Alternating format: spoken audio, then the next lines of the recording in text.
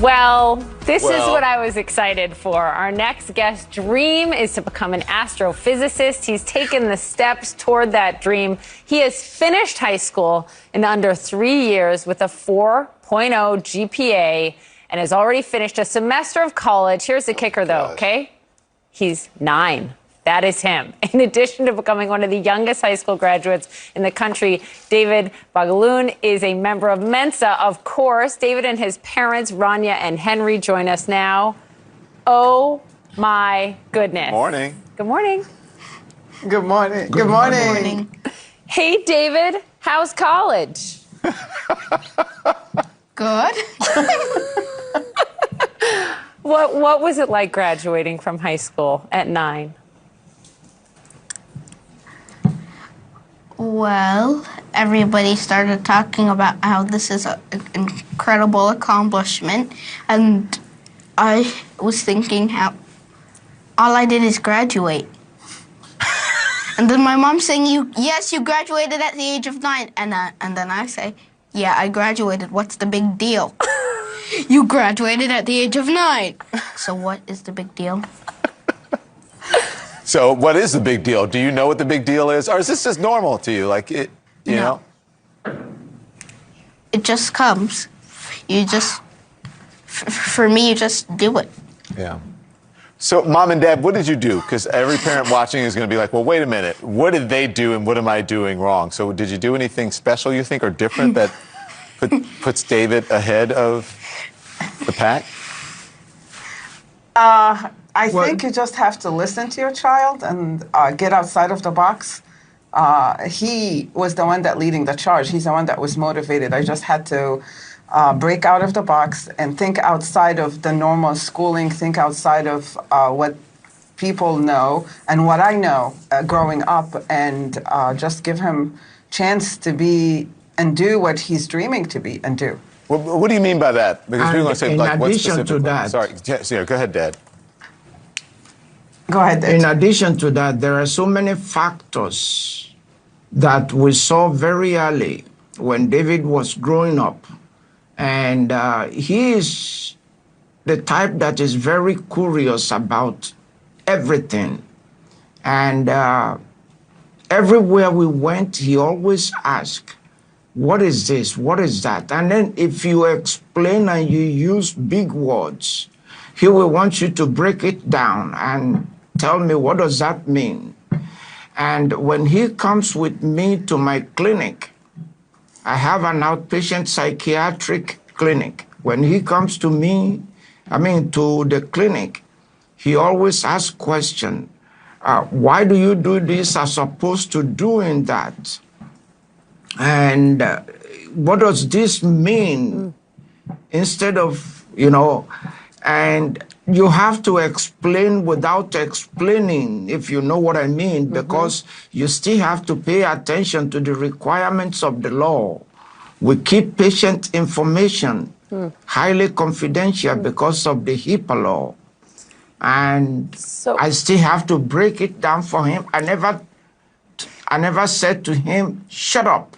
Yeah. Or go and do something else. No, I will take the time to break things down. Dad, I'm going to just make this point with Poppy, because Poppy and I were talking about it, and you as well. When talking about when I was a kid, my mom would pull me back. I'd go talk to people. Yeah. And my dad would say, don't make him afraid of people. Let him be curious. And you do the same thing with your kids. You don't tell them no.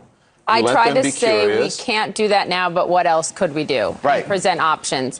Hey, David, what do you want to be when you grow up, David? Well, there are a few things that I want to be. An astrophysicist, an engineer, a nuclear chemist, a software developer, a rocket engineer, and what's the last one? Website designer. A website. Nothing like it. Well, I was going to say ball player. That would be great, too, right? He has all kinds of skills. I'm sure he can do it. Hey, David and Mom and Dad, we have a surprise for you. Okay, are you ready? So, one of the world's most famous scientists wants to say hi to you. Astrophysicist Neil deGrasse Tyson is here with us. Hi, Neil. Good morning. What do you Are you serious? Hey, everybody. Hey, David. Good morning. Hey, how are you? Yeah. Hey, Hi. David, I was 9 when I decided I wanted to be an astrophysicist, except I was still in 4th grade. Okay, so just in case you didn't know this, it is unusual to be entering college at that grade. But the greatest value to knowing this early, what you might want to do, looks like you're giving yourself a few options there, and that's great. The greatest value is you can align decisions related to your life to feed that interest and curiosity, so that by the time you become a professional in that world, your whole life has been invested on that path. And then you'll become better at that than you would anything else you can imagine. So I'm especially intrigued that you know what you want to be when you grow up, but you're kind of already grown up. So I don't even know what that means. David, is there anything you want to say to the great Neil deGrasse Tyson before we gotta go? Well, we are really blessed to have you talk to David.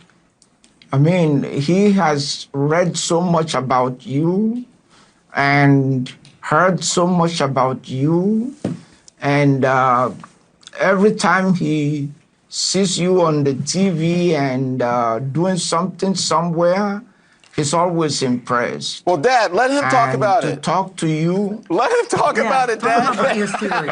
Yeah, Dad. Go ahead. Tell him How about do your you theory. feel? My theory? Yes. Go ahead. How do you feel? So, I was in my Earth and Science high school class, and I created a theory to refute the Big Bang Theory. Wow. So, We love new the ideas. main... Thanks. Go on. So, the main part of the theory is that matter cannot be created or destroyed. According to the Big Bang Theory, the little, I guess you'll call it, ball, cosmic egg, something like that, it was infinitely dense. Now, in order for it to be infinitely dense, it has to be constantly creating matter. Oh, my gosh. Wow. But in order for it to constantly be creating matter, it would have to violate the laws of physics. And since we're technically talking about the universe, not all the space outside of the universe, then the laws of physics should still apply. Okay, so wait, Neil, is second he... thing- Hang on one second, because we have to go. I'm sorry, David, because we're just out of time. I don't mean to be disrespectful to a 9-year-old graduated college and is explaining how he refuted this. Neil, is he schooling you right now? But we got to run. But So we love new ideas that challenge our previous ideas. So in the end, David, what you have to do is come up with a way to test your idea. Yeah. Then we can then hand it over to people with telescopes and space probes and this sort of thing. And then we can see if your new hypothesis about the universe is correct. That's how we do that. That's how we roll on the frontier. We have time. We have to deal with time issues here and get to breaks and pay the bills. We're so happy to have all of you on. David, best of luck to you, Mom and Dad as well. Neil, thank you. It was very kind of you to come on Very kind of you, Neil. My day has been made. By the way, Thank you very much. Yeah? Go ahead, Neil. My podcast is coming to the Keswick Theater in Pennsylvania at the end, outside of Philly, at the end of March. So I'd be delighted to offer your family some tickets for that. Oh, that would be That great. would be great. That would be amazing. Thank you very much. All right. Thank you. We'd love to meet all of you in person, have you all come on the set. David, keep us abreast of what you're doing. Good luck. Keep killing it. Thanks. Have All fun. right. Yes, sir. Have fun, too. Thank have you. fun, too. Don't forget to be a kid, right? Yeah, have fun, too.